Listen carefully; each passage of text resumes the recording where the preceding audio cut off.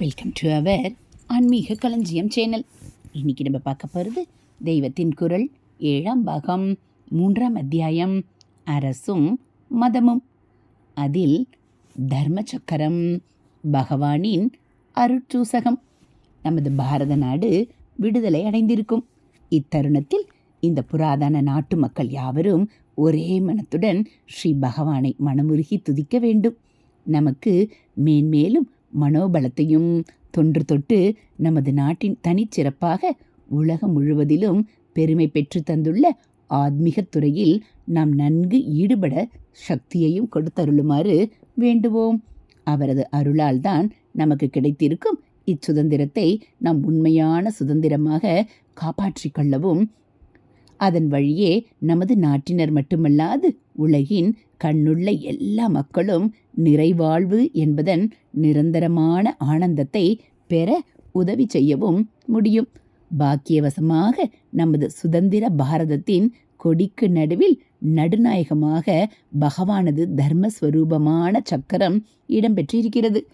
இக்கொடியின் அமைப்பை திட்டமிட்ட தலைவர்களின் கருத்து வேறுவிதமாக இருப்பதாக தோன்றினாலும், நாமோ பகவானே இந்நாட்டின் உயிர்நிலை அவரை சுற்றியே பிரஜைகளின் வாழ்க்கை முழுவதும் படர்ந்திருப்பதுதான் என்பதை நமக்கு நினைவூட்டவும், அவரது காப்பு சுதந்திர பாரதத்திற்கு எப்போதும் உண்டு என்று காட்டுமுகமாகவும் தான் அவரது இத்தர்ம சக்கரம் நமது கொடி நடுவில் இடம்பெற கருணை கூர்ந்திருக்கிறார் என எண்ணுகிறோம்.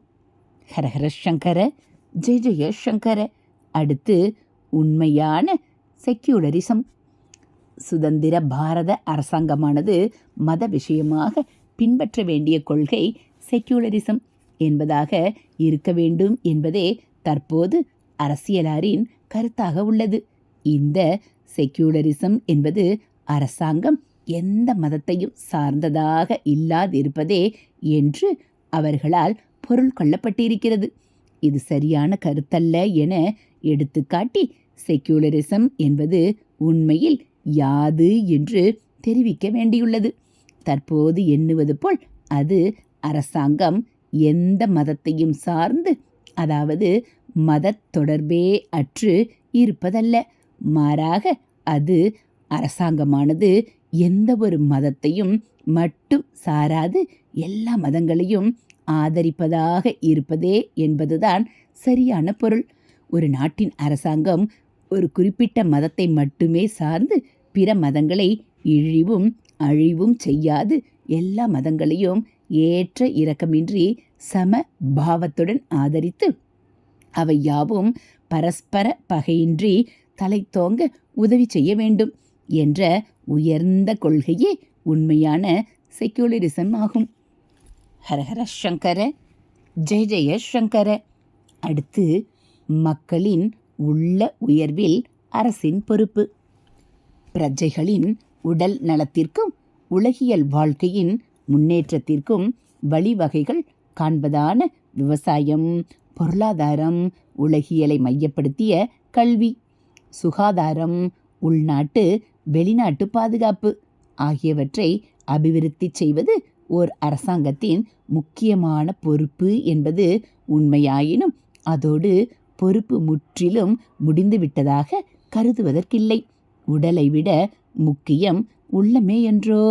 பிரஜைகளின் அந்த உள்ளமாம் உயிரை அபிவிருத்தி செய்வதை ஓர் அரசாங்கம் புறக்கணிக்க முடியுமா? உள்ள உயர்வு பெறாத மக்கட்கூட்டம் வாழும் நாடு நாடாகுமா? உயர்ந்தோர் மாட்டே உலகு என்பதன்றோ ஆன்றோர் சான்றோர் அறிவுரை. எனவே ஒரு நாட்டின் பரிபாலனத்திற்கு பொறுப்பேற்றுள்ள அரசாங்கம் நாடு நாடாக இருக்க வேண்டுமாயின் மக்களின் உள்ளத்தை உயர்த்தவும் நிச்சயமாக உதவி புரியத்தான் வேண்டும்.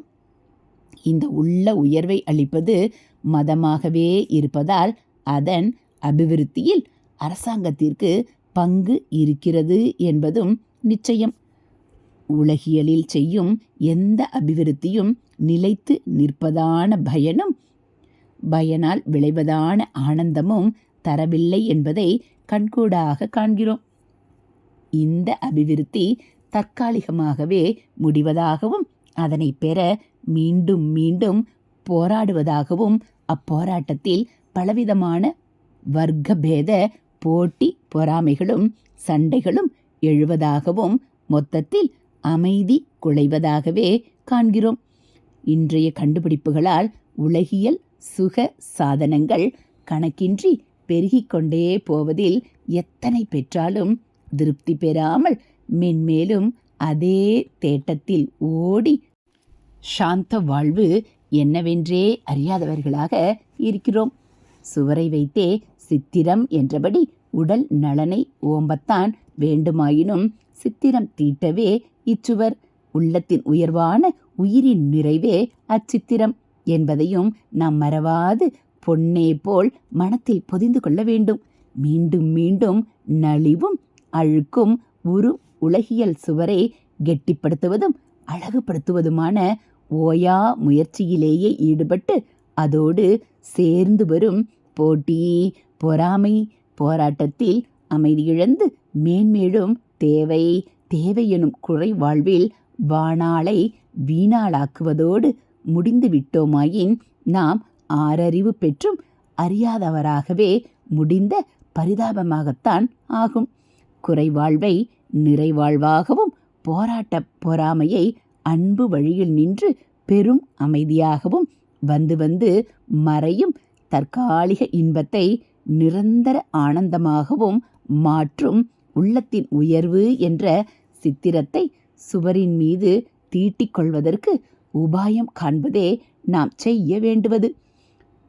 உள்ள உயர்வை நல்கவல்ல அந்த உபாயம் நல்லொழுக்கமாம் தர்மமும் தெய்வ பக்தியும் ஆத்ம சிந்தனையும் திரிவேணியாக கலக்கும் மதவியலேயாகும். வழிவூட்டும் 3 மூலிகைச் சாறுகளின் கலவையான திரிபலா என்றும் 3 அங்கம் கொண்ட மதவியலை கூறலாம். அழியும் மூலிகைச் சாற்றினால் சித்திரம் தீட்டுவது போலின்றி இந்த அழியாத சஞ்சீவினி மூலிகையால் மதவியல் சித்திரத்தை நாம் உலகியல் சுவரின் மீது தீட்டிக்கொண்டால் பிறவிப்பயன் பெற்று அமரமான பூரண வாழ்வின் பேரானந்தத்தை பெறுவோம்.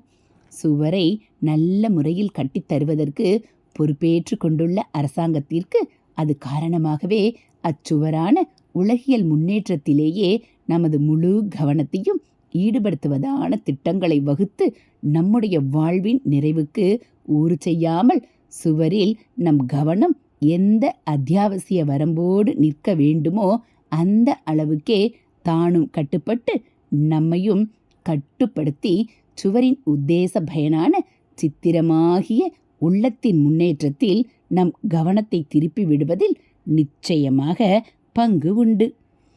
ஹரஹர சங்கர ஜெய ஜெய சங்கர, ஹரஹர சங்கர ஜெய ஜெய சங்கர. மகாபெரிவாச்சரணம். இது போல் தெய்வத்தின் குரல் பகுதிகளை நீங்கள் தினந்தோறும் கேட்கணும் அப்படின்னா மறக்காமல் நம்ம சேனலை சப்ஸ்கிரைப் பண்ணுங்கள். கூடவே பெல்லைக்கானை கிளிக் பண்ணி ஆளுங்கிற பட்டனையும் அழுத்திடுங்க. நம்ம சேனலில் வரக்கூடிய தெய்வத்தின் குரல் பகுதிகள், மகாபிரிவா மகிமை, மகாபிரிவா அருள்வாக்கு, ஆன்மீக தகவல்கள், ஸ்லோகங்கள் எல்லாம் உங்களுக்கு பிடிச்சிருந்தா ஒரு லைக்கும் கமெண்ட்டும் கொடுத்து உங்களுக்கு தெரிஞ்சவங்களுக்கும் ஷேர் பண்ணுங்க. ஹரஹர சங்கர ஜெய ஜெய சங்கர, ஹரஹர சங்கர ஜெய ஜெய சங்கர. காஞ்சி சங்கர, காமகோடி சங்கர, காமாட்சி சங்கர, காமதேனு சங்கர. ஹரஹர சங்கர ஜெய ஜெய சங்கர. மகாபெரிவாச்சரணம்.